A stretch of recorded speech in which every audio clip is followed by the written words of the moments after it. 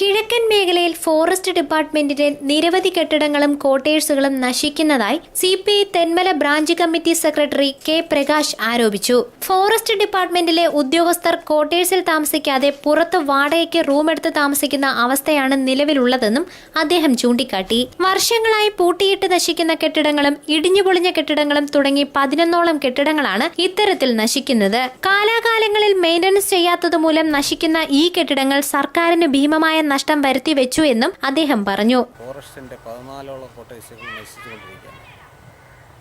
ഒരുപാട് വിദേശികളും ഇവിടെ വന്ന് തങ്ങാൻ സൗകര്യമില്ലാത്തതും അതേപോലെ മറ്റ് ഡിപ്പാർട്ട്മെന്റുകളിലുള്ള ഉദ്യോഗസ്ഥർക്ക് തങ്ങാൻ സ്ഥലമില്ലാതെ പല വാടക കെട്ടിടങ്ങളെടുത്തു ഇവിടെ അവർ വാടക കൊടുത്തും.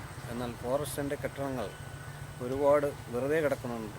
അത് മെയിൻ്റനൻസ് ചെയ്യാൻ നശിച്ചു പോവുകയും എന്നാൽ ഈ ഉദ്യോഗസ്ഥർക്ക് ഈ വാടക ഇനത്തിൽ കൊടുക്കാതെ തന്നെ ഈ കോട്ടേഴ്സുകൾ ഒരു സംരക്ഷിക്കാൻ പറ്റും. എന്നാൽ ഫോറസ്റ്റിൻ്റെയും മറ്റ് ഓഫീസുകളും വെറുതെ നശിച്ചുകൊണ്ടിരിക്കുകയാണ്.